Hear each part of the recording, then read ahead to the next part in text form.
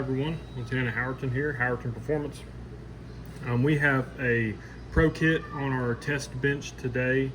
This is kind of the updated version of our Pro Kit, so I really wanted to show you guys kind of everything that we've done to it, but also just kind of give a brief explanation of our Pro Kit, what you have to do when you get it, kind of how it works, all that good stuff.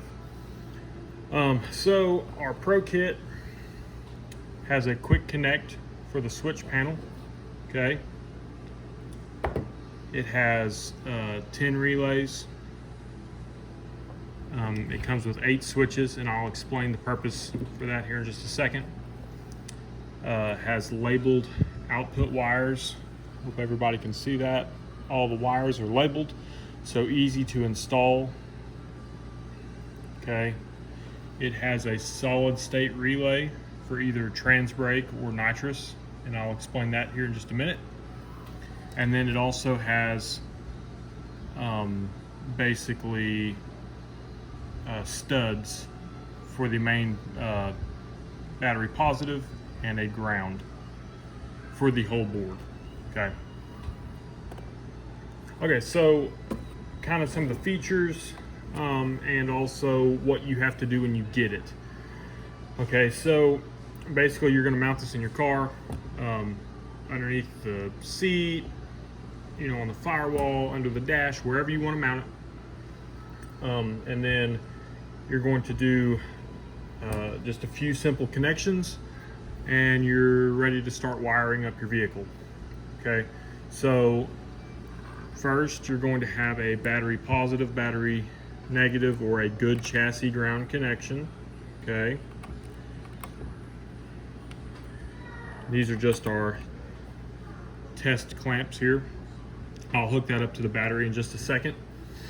So battery positive, and it depends on the distance of run you're going to have. If it's under 6 foot, you can probably get by with like a 4 gauge. If you're going up to 12 feet, 15 feet, all the way to the rear of your vehicle, you're going to want to step up to like a 2 or 1 gauge. I usually do a 2 gauge, and it's fine. This is rated at 100 amps. Okay, so if you want to use a wire calculator, I really like WireBarn for the wire size calculator. You can calculate 100 amps and then your distance, of course. And then, of course, the battery negative or a good chassis ground. Okay, this has to be a good ground. Okay, so then you've got that done, your battery hooked up, it mounted in the vehicle. We always try to label this because you can force this backwards or upside down. You can force it, but it's kind of hard to do that. So we just try to label it just to make it even easier for you guys. So there we go. It's plugged in, and I mean, that's not going to come out. It has locking tabs on the side. You have to press down to pull it out. So, and then, yeah, I'm going to go ahead and hook up the battery. As you can see, the lights on the bottom are illuminated. The lights on the top come on when you press it. Of course, that's a momentary for purge for this application. But the lights on the top come on when you turn them on.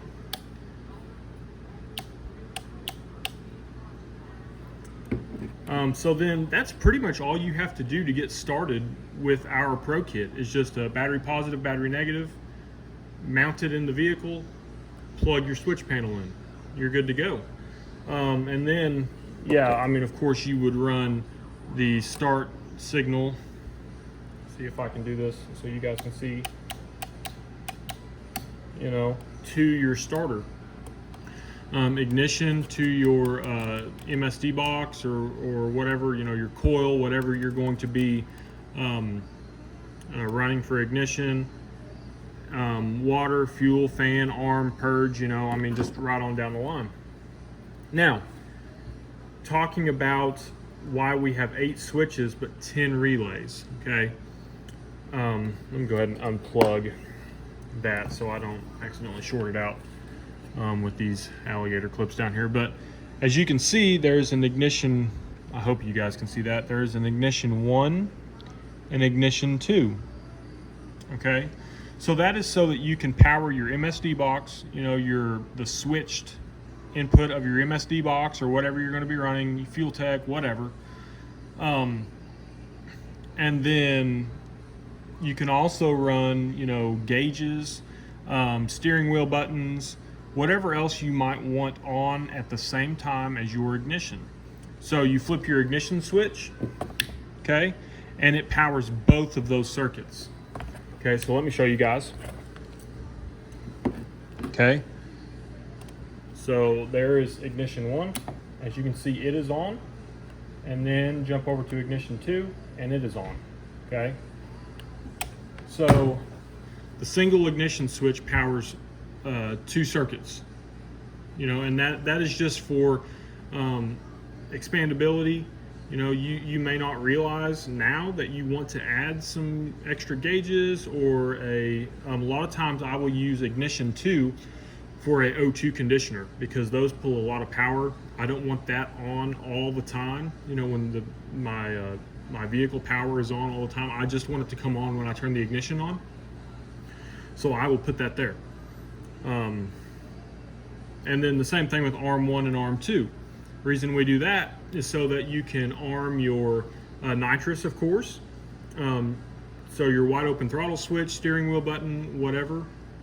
But then also you can power a standalone fuel pump for a nitrous, you know, stage at the same time. You know, you turn your arm switch on, and it not only turns on your nitrous controller, wide open throttle switch, steering wheel button, but it will also turn on like a fuel pump. So yeah, that's why we do that. For the solid state relay, okay, let me show you guys how to wire that up real quick. Once again, unplug my power so I can move this around. Okay, so if you will see, it has an input. That's this side. And then the output, of course, would be this side. The output, this is basically coming from the fuse. So that's already wired up. This, the number 1 terminal, even though it says negative, ignore that negative. This is going to go to your solenoid. So your trans brake solenoid, nitrous solenoids, whatever. This side is your input. The ground on this specific application has already been wired up. So all you have to do is just apply a 12-volt positive signal to there, from a steering wheel button, from wide open throttle switch, whatever you're going to be doing. Now, of course, on nitrous, I always recommend to have a trans brake interrupt if you're going to be doing that, if you're going to be running a trans brake. But anyways, so yeah, let me show that to you guys. Once again, turn that on. So this terminal, number 1 terminal, is going to be going to your solenoid, your trans brake solenoid, whatever. And I'm just going to jump this. And then number 3 terminal, the plus input, is going to be coming from your steering wheel button. And as you can see, I'm turning it, oops, there we go. I'm turning it on and off there with a 12-volt signal. Now we can wire that up for ground trigger if you're going to be using, you know, Fuel Tech, Holley, any kind of ECU. But that's basically how that works. And the reason you want to use a solid state relay for trans brake, especially if you're going to be using a bump box, is because this has no moving parts in it. So number 1, it's not going to wear out, at least as quickly. It's not going to stay stuck on, which is very important for either trans brake or nitrous. And it can also have a faster switching rate. These things operate at, they can go upwards of 60 to 100 hertz, which is 60 to 100 times per second. Okay, so very fast switching rate, which is good for nitrous if you're going to be using a nitrous controller, or if you are going to be using a bump box, because bump box, of course, it has to be able to switch the solenoid on and off very, very fast. But yeah, I always recommend having that for nitrous or trans brake, no matter what, no matter if you're just using the steering wheel button, whatever, because a regular relay it can stay stuck on. Now, that's not very often, but it can. Okay, nitrous, you do not want that to stay stuck on. Okay, halfway down the track, you start getting squirrely, blow the tires off, whatever. You want to get off your steering wheel button or get off your wide open throttle switch, and you want your nitrous to turn off. Okay, you do not want it to stay on. So that's why I always recommend the solid state relay. I'm trying to think of anything else. That's all that I can think about right now for the Pro Kit. If you guys have any questions, or if you would like to order, you can reach us at our website, howertonperformance.com. On Facebook, Howerton Performance Wiring Specialists, or you can give us a call at 417-686-0307. But yeah, to me, this is one of the easiest ways that you can wire your race car. I mean, it has, you see it has 2 connections there. Plug in your switch panel, and you're ready to start hooking up your stuff. So yeah, we try to make this as easy as possible. So yeah, I appreciate everybody for watching the video. If you could give us a like and subscribe, we would really appreciate that. And also that will kind of keep you in touch with what we're doing, what we're building, and any kind of other technical videos. So hope everybody has a great day, and be on the lookout for the next video.